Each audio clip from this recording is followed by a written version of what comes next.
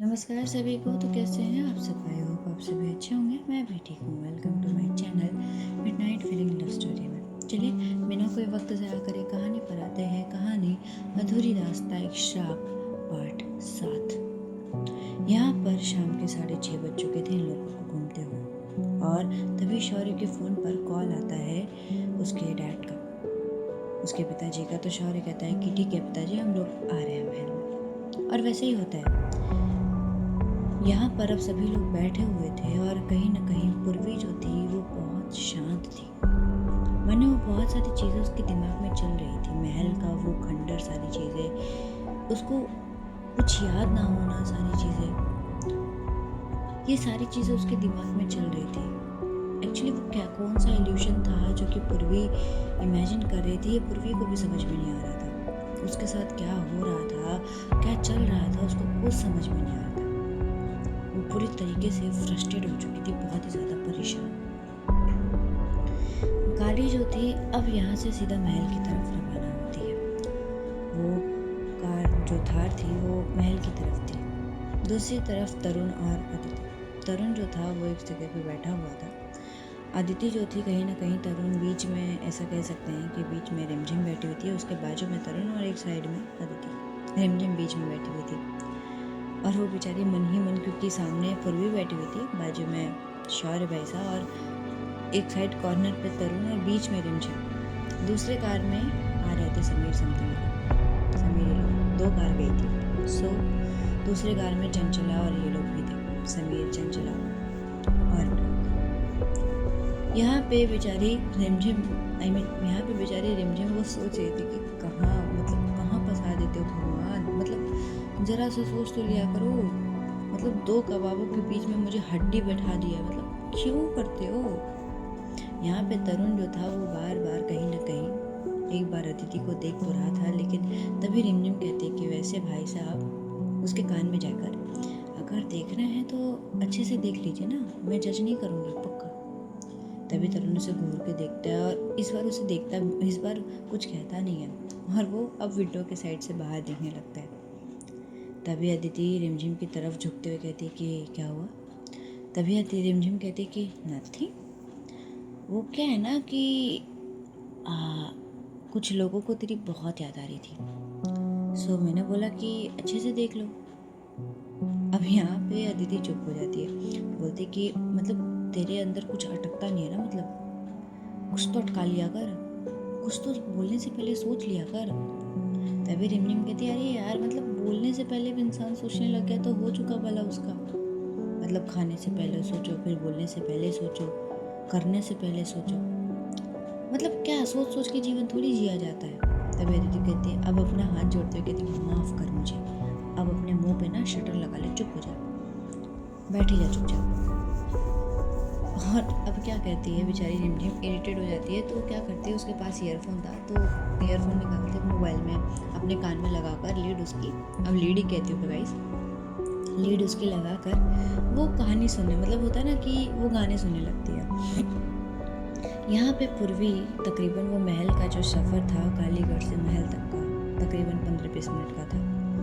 तो वो 15-20 मिनट में पूर्वी एक टक बार बार बाहर की तरफ ही देख रही थी। शौर्य 1-2 बार तो पूर्वी को देखता है, लेकिन वो इस बार कुछ कहता नहीं, वो चुप था। वो बस पूर्वी को ऑब्जर्व कर रहा था कि आखिर चल क्या रहा है इसके दिमाग में। और पूर्वी चूँकि शांत थी, बहुत शांत हो चुकी थी। अब 6:30 बज चुके थे। अब घर पे इन लोगों को आते आते 7 बज जाते हैं, 7-7:15 समथिंग ऐसे कुछ बज चुके थे। ये लोग आते हैं तो जो पूर्वी के चाचा जी थे वो कहीं ना कहीं बैठे हुए थे। गांव के कुछ लोग थे वहाँ पर जिनसे वो बात कर रहे थे, और कहीं ना कहीं शौर्य की जिस लड़की के साथ शादी होने वाली थी उनके डैड भी वहाँ पे थे। तो शौर्य जब घर में आता है तो कहीं वो उनको देखते हैं। तो शौर्य जो था कि बहुत ही पोलाइटली वहाँ पे जाता है कि उसके डैड से वो मिलते हैं, जिसके साथ शौर्य की शादी होने वाली थी, उसके डैड के पास। और बहुत ही पोलाइटली उनको नमस्ते कहता है। तो वो उनके साथ बैठ के बातें करने लगती है। पूर्वी को इन सारी चीज़ों से कोई फ़र्क पड़ता नहीं था। तो पूर्वी जो थी वो आते ही एक बार उसकी चाची जी उससे पूछती है कि पूर्वी सब ठीक है, लेकिन पूर्वी किसी का कोई जवाब देती नहीं। पूर्वी सीधा अपने कमरे की तरफ बढ़ जाती है। कमरे की तरफ जाती है, अपने कमरे में जाती है। पीछे पीछे उसके अदिति भी जाती है, क्योंकि कहीं न कहीं यहाँ पे शास्त्री जी ने देख लिया था पूर्वी का बिहेवियर। तो वो एक बार इशारे में अदिति की तरफ देखते हैं, तो अदिति भी एक बार उनको देखती है और उसके बाद सीधा ही कमरे की में चली जाती है। वहाँ से पूर्वी आती है कमरे में, क्योंकि जब वो आई थी तो वो सीधा ही फ्रेश होने के लिए वॉशरूम में जा चुकी थी। थोड़ी देर बाद अदिति आती है, 5-10 मिनट बाद समथिंग। रिमझिम में अब सभी लोग अब फ्रेश अप होने के लिए सभी लोग अपने अपने रूम में जा चुके थे। रिमझिम चंचला के साथ जा चुकी थी। समीर भी एज यूजुअल अपने कमरे में जाता है, एक सर्वेंट को साथ में लेकर जाता है, क्योंकि उसे कमरा अपना अभी तक याद नहीं हुआ था, इसीलिए। यहाँ पर पूर्वी को गए हुए 15 मिनट हो चुके थे, लेकिन पूर्वी अभी तक शावर लेकर बाहर आई नहीं थी। हालांकि शावर के पानी का आवाज़ आ रहा था, लेकिन अंदर से कोई रिस्पॉन्स नहीं आ रहा था। तो अदिति जब कमरे में आती है और आते ही वो 5 मिनट तो वेट करती है, 5 मिनट, और अब वो 5 मिनट से 10 मिनट हो चुके थे, लेकिन अंदर से कोई रिस्पॉन्स ना आने के कारण पूर्वी जो थी वो उसके पास डोर के पास जाती है और नॉक करती है और कहती है, पूर्वी आर यू ओके? हेलो पूर्वी। तभी पूर्वी जो थी वो मानो अभी तक किसी घोर में थी, शावर के नीचे खड़ी ठंडे पानी में। वो पानी भी इतना ठंडा था कि मानो उसको उस ठंडक का भी एहसास नहीं हो रहा था पूर्वी को। शावर के ठंडे पानी का एहसास पूर्वी को हो ही नहीं रहा था। तभी यहाँ पर जैसे ही अदिति की आवाज़ पूर्वी सुनती है तो शावर को बंद करती है और एक टॉवल ग्राउंड पहनती है और वैसे ही बाहर आ जाती है। उसने कुछ पहना नहीं था अंदर, इवन इनर ड्रेसेस जो थे वो भी शायद उसने उतार दिए थे, उसने सिर्फ एक टॉवल ग्राउंड पहना था। वो बाहर आती है तो अदिति उसको इस रूप में देख के थोड़ी सी शॉक होती है और कहती है कि पूर्वी क्या कर रही है और ये कैसे बाहर आ गई है? और वो तुरंत पलट जाती है और पलटती हुई कहती कि क्या रही है तुम क्या कर रही हो? तभी पूर्वी कहती कि क्या हुआ है, लेकिन जब उसकी टोन अदिति सुनती है तो वो थोड़ी सी, अब क्या ही कहे, वो पलट भी नहीं सकती और ऐसे देख भी नहीं सकती, क्योंकि पूर्वी ने सिर्फ टॉवल गाउन पहना था। तभी यहाँ पे अदिति कहती कि फर्स्ट ऑफ ऑल मैं 5 मिनट के लिए बाहर जा रही हूँ, तो प्लीज़ इट्स अ रिक्वेस्ट कि तुम कपड़े पहन ले, प्लीज़ तुम कपड़े पहन लो। तभी पूर्वी कहती है कि हाँ ठीक है, और वो क्या करती है, यहाँ पे पूर्वी जो थी वो अपने कबर्ड से कपड़े निकालती है, नॉट इवन ये देखती भी नहीं है कि अदिति गई है कि नहीं गई है। वो पलटती है, कपड़े निकालती है, कपड़े निकाल के मतलब पहनती है और वहीं पहनना शुरू कर देती है। अदिति पलटती नहीं, वो सीधा बाहर जाती है और दरवाजे को मतलब ऐसा लगा देती है कि मतलब वो बाहर ही खड़ी थी। तभी शास्त्री जी के जो एक शिष्य थे वो कहीं शायद पूर्वी अदिति के पास ही जाने थे, इशारे में उनकी तरफ देखते हैं। तो अदिति एक बार उनकी तरफ देखती है, मानो मतलब इशारे में पूछने की कोशिश कर रही हो कि क्या हुआ है। वो कुछ कहते नहीं है, वो एक साइलेंट होता है ना, मतलब आंखों ही आंखों में उन्होंने कुछ बताया और उतना कह के वो चले जाते हैं। अदिति थोड़ी सी शांत होती है और वो सोच में पड़ जाती है कि अब क्या हो गया, सब ठीक है, लेकिन वो कुछ कहती नहीं है। वो वहाँ से फिर 2 मिनट 5 मिनट बाद वो कमरे में आती है। तो अब पूर्वी ने कपड़े पहन लिए थे, तो जब पूर्वी ने कपड़े पहन लिए थे तो पूर्वी के पास आते और कहते कि क्या कर रही है, क्या हुआ है तुम्हें, सब ठीक है? तभी पूर्वी कहती है समझ नहीं आ रहा यार, मुझे कुछ समझ में नहीं आ रहा यार, ऐसा लग रहा है ना कि बहुत सारी चीज़ें मैं जानती हूँ पर मैं जानते हुए भी कुछ नहीं जानती हूँ, मुझे नहीं समझ में आ रहा। वो हवेली, वो तभी यहाँ पे जो अदिति थी वो उसका हाथ होल्ड करती और कहती कि प्लीज़ शांत हो जा, देख मैंने क्या कहा, इट वॉज वेरी नॉर्मल, हम लोग वहाँ पे ऐसे ही गए थे हवेली को देखने के लिए। तभी पूर्वी कहती है कि प्लीज़ यार मत झूठ बोलो, मुझे पता है तुम लोग मुझसे झूठ बोल रहे हो, आई नो दैट, पता नहीं क्यों, मुझे नहीं पता, वो एक आवाज़ थी जो मुझे उस आवाज़ की तरफ खींचते हुए लेकर गई यार। तो तुम्हें पता है मैंने वो जो पार्टी में याद है एक स्मेल जो मैंने मैंने स्मेल, वो आवाज़ हंसी की याद है तुम्हें? तभी अदिति कहती है कि कौन सी आवाज़? तभी पूर्वी कहती देखा, तुम्हें भी इवन वो आवाज़ नहीं सुनाई दी, लेकिन मुझे क्यों सुनाई दे रही है फिर? I don't even remember. और तुम्हें पता है कि मुझे वही आवाज़, वही स्मेल मुझे वो अंदर तक खींचते हुए लेकर गई। इवन मुझे ये भी नहीं पता था कि मैं किस रास्ते से जा रही हूँ, मुझे सच में नहीं पता था। वो तो रिमझिम ने मुझसे सवाल किया कि तुझे ये रास्ता कैसे पता है। मुझे इवन खुद समझ में नहीं आ रहा है कि क्या मुझे ये रास्ता पता था और वो कौन सी जगह थी। बहुत अजीब था यार।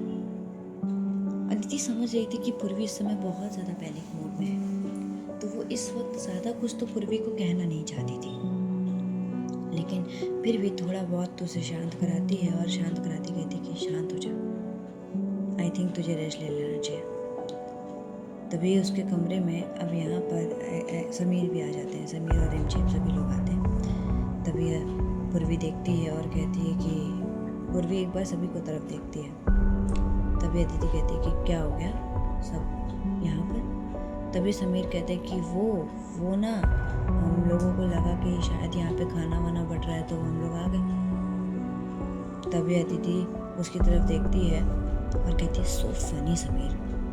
तभी समीर कहता है यार ठीक है, देख आई नो कि चीज़ें ठीक नहीं है, बट ज़्यादा सोच के अपना मूड क्यों खराब करना।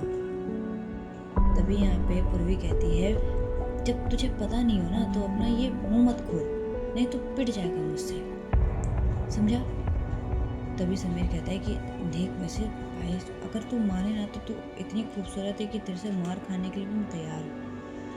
तभी यहाँ पे रिमझिम कहती कि शी यार, मतलब कहाँ से तू डायलॉग कहाँ से उठा के लेकर आया था, इतना चिपकू सा डायलॉग, मतलब फ्लर्टिंग लाइन्स भी तेरे को ढंग से नहीं आती। मैं तो तेरी गर्लफ्रेंड के बारे में सोच रही हूँ जो होने वाली होगी, मतलब बीवी या गर्लफ्रेंड जो भी होगी उसका लाइफ। तभी समीर कहते एक्सक्यूज मी, रानी बना के रख दूँगा उसे। बोलते अच्छा, रानी के आगे ना नौकर लगा दे, नौकरानी बना के रखेगा तो उसको। यहाँ पे यही सारी चीज़ें बात हो रही थी। दूसरी तरफ यहाँ पे नीचे चाची जी थोड़ी तो डिस्टर्ब हो चुकी थी, तो शौर्य जो था वो अपने कमरे में जा ही रहा था, तो चाची जी उससे पूछती है कि क्या हुआ है। तो शौर्य कुछ चीज़ें बताता है जो कि वहाँ पे घटित हुआ था। तो चाची जी अब यहाँ पे साइलेंट हो चुकी थी और मानो वो कुछ कहना चाहती थी लेकिन वो कहती नहीं है, और वो वहाँ से अब सीधा पूर्वी के कमरे में आती है। पूर्वी के कमरे में यहाँ पे ऑलरेडी समीर, रिमझिम सभी लोग मौजूद थे। हाँ, चंचला नहीं थी क्योंकि चंचला थोड़ी सी फ्रेश होने के लिए गई थी और फिर वहाँ से ही शायद किसी अपने फ्रेंड से मिलने के लिए चली गई थी। उसकी कोई फ्रेंड आई थी इसलिए वो आई नहीं थी। लेकिन जब चाची जी आती तो सबको यहाँ पे देखती है। तो जब सभी लोग यहाँ पे थे तब समीर जब चाची जी को देखता है तो कहता है कि वैसे चाची जी आप मानो या ना मानो लेकिन हम जब भी आते हो डरा देते हो। तभी चाची जी कहती है कि अच्छा तो तुम्हें मेरे आने से डर लगता है। वैसे मुझे जितना पता है डर सिर्फ 2 रीज़न से लोगों को लगता है। पहला, अगर कुछ गलत किया हो तब। दूसरा, अगर किसी बात को छुपा रहे हो तब। और ये चीज़ वो पूर्वी की तरफ देखते हुए कहती है। पूर्वी को कुछ समझ में नहीं आता है कि वो कहना क्या चाहती है, लेकिन समीर यहाँ पे कोई नहीं समझ पाता। तभी चाची जी कहते हैं कि वैसे खाने के टेबल पे आ जाओ, सब लोग खाना खा लो, और वैसे भी भोजन लग चुके हैं, पूर्वी तुम भी आ जाओ खाना खा लो। तो पूर्वी कहती है कि जी चाची जी आप मुझे 15 मिनट दीजिए, 15-20 मिनट में हम लोग आते हैं। तो चाची जी कहती हैं कि ठीक है आराम से आ जाओ, हम सभी लोग आपका इंतज़ार कर रहे हैं, आप आ जाइएगा। पूर्वी कहती है जी चाची जी हम लोग आते हैं, चाची सा सॉरी। यहाँ पर चाची जी वहाँ से चली जाती है। सोच में तो बहुत गहरी वो भी थी, ये चीज़ चाची जी डिनाई नहीं कर पा रही थी, और कहीं ना कहीं इस बात से परेशान चाची जी थी कि आगे होगा क्या।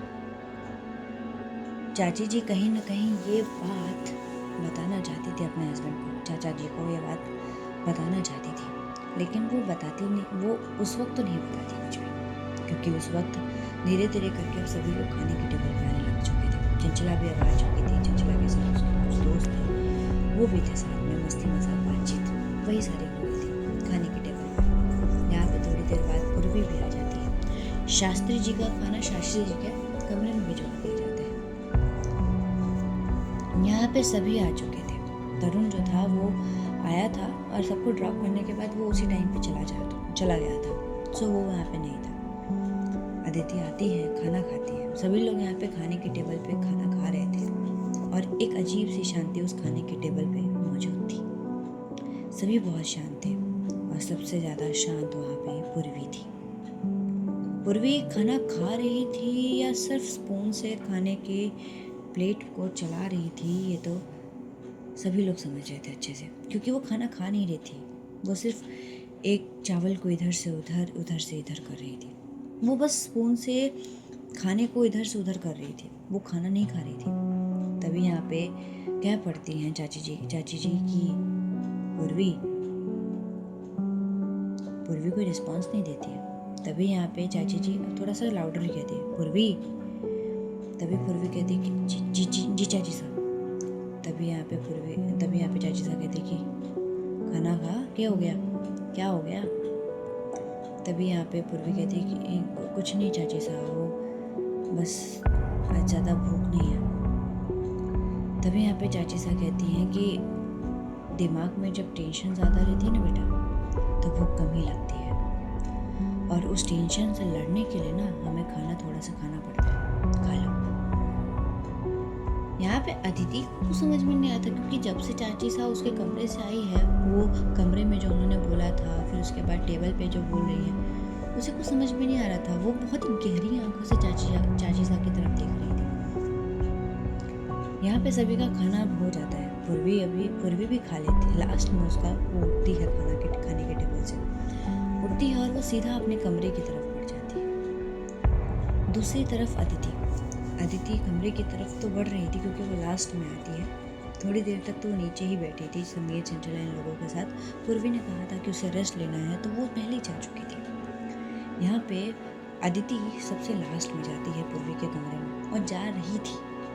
फिर उसे याद आता है कि शास्त्री जी के जो स्टूडेंट थे, उसमें से किसी एक ने उन्हें बुलाया था। तो क्या करती है कि वो जो कमरे की तरफ बढ़ रही थी, वो अपने कदम को रोकती है और शास्त्री जी के कमरे की तरफ वो बढ़ जाती है। शास्त्री जी के कमरे की तरफ बढ़ती है, बहुत ही पोलाइटली 3 बार नॉक करती है। जब नॉक करती है तो शास्त्री जी के जो स्टूडेंट थे, शिष्य, उन्होंने दरवाज़ा खोला तो वो देखते हैं पूर्वी को। तो वो अंदर आते हैं। जब आती है तो देखती है कि शास्त्री जी जो थे वो शायद सोने जा रहे थे। तभी पूर्वी से शास्त्री जी सब बस एक सवाल कहते हैं, क्या हुआ था उस महल में। तभी यहाँ पे पूर्वी कहती है कि वो गुरुजी। तभी शास्त्री जी कहते हैं कि हमें नहीं लगता कि कुछ अच्छा हुआ था, वो हमें तुम बताओगी या हम अपने ध्यान से पता करें। तभी यहाँ पे अदिति कहती है कि माफ़ करिएगा गुरुजी, हम महल में गए थे, और उसको वो सारी चीज़ें बताती है।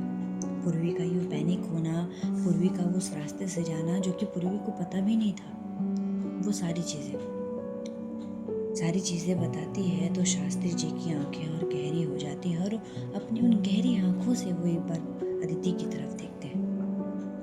अदिति की तरफ देखते हुए कहते हैं कि धीरे धीरे उसे पिछली यादों से सामना करना पड़ सकता है और कोशिश यही रखनी है हमें कि उसकी पिछली यादों से उसका सामना ना हो। अगर उसकी पिछली यादों से उसका सामना हो जाएगा तो इस वंश का नाश पक्का है। तभी अदिति कहती है कि वो तो समझ में आ रहा है गुरुजी, लेकिन जिस तरीके से सारी चीज़ें हो रही है वो हमें भी समझ में नहीं आ रहा है कि मैं उसे पीछे रोकूं कैसे, सारी चीज़ों को संभालूं कैसे, क्योंकि कहीं ना कहीं उसकी वो सारी चीज़ें उसको भी नहीं समझ में आ रहा है, वो बस हो रही है उसके साथ। उसका यूँ सपने से घबरा कर उठना, उस महल में अपने आप ही उसके कदम चले जाना। वो कहती है कि उसको कोई आवाज़ उसको अपनी तरफ खींचती है, वो आवाज़ सिर्फ उसे सुनाई देती है, मुझे भी नहीं सुनाई देती। उसका यूँ महल में उस दिन उसकी वो आंखें लाल हो जाना। तभी गुरुजी कहते हैं कि तुम शांत हो जाओ, तुम्हें जितना कार्य हमने दिया है उतना ही करना, और इतना याद रखना कि वो कुछ भी हो जाए पर उस आवाज़ से कभी टकराए ना, और ना ही कभी जो आवाज़ जिस लड़की की है उस लड़की से मिल पाए। तभी अदिति कहती है कि आखिर क्यों, कुछ तो बात होगी ना गुरुजी। तभी यहाँ पे गुरुजी कहते हैं कि हर सवाल का जवाब अगर समय दे तो ज़्यादा बेहतर होता है। उस सवालों के जवाब समय पर छोड़ देने चाहिए। अब तुम जा सकती हो। जब वो अदिति इतना सुनती है तो वहाँ से अब वो कुछ कहती नहीं। वो सीधा कमरे में आती है तो देखती है कि पूर्वी जो थी वो सो गई। हालांकि वो बहुत थक भी चुकी थी, सारी चीज़ों से बहुत स्ट्रेस हो चुकी थी, तो वो सो चुकी थी। तो वो नहीं जगाती है, कुछ कहती नहीं है। वो क्या करती है, बाजू में जाती है और वो भी सो ही जाती है, क्योंकि 9:30 तो बज चुके थे सारी चीज़ों में, तो वो भी सो जाती है। और ऐसे ही वो रात कट भी जाती है।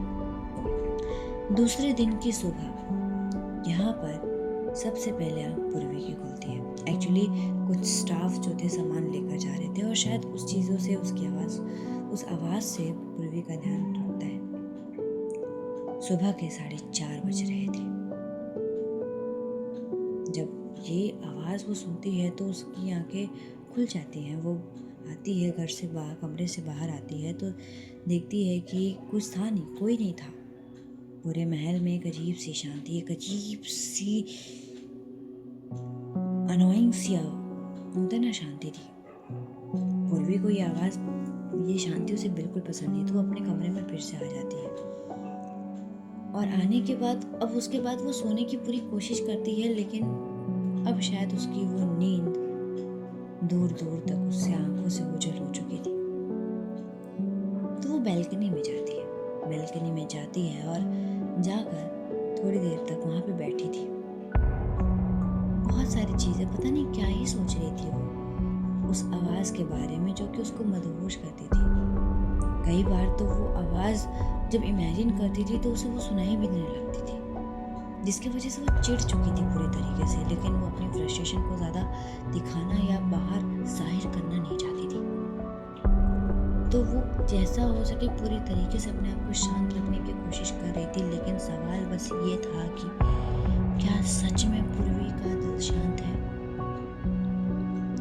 क्या सच में पूर्वी का जो इल्यूशंस हैं, जो सपना है, वो उसे शांत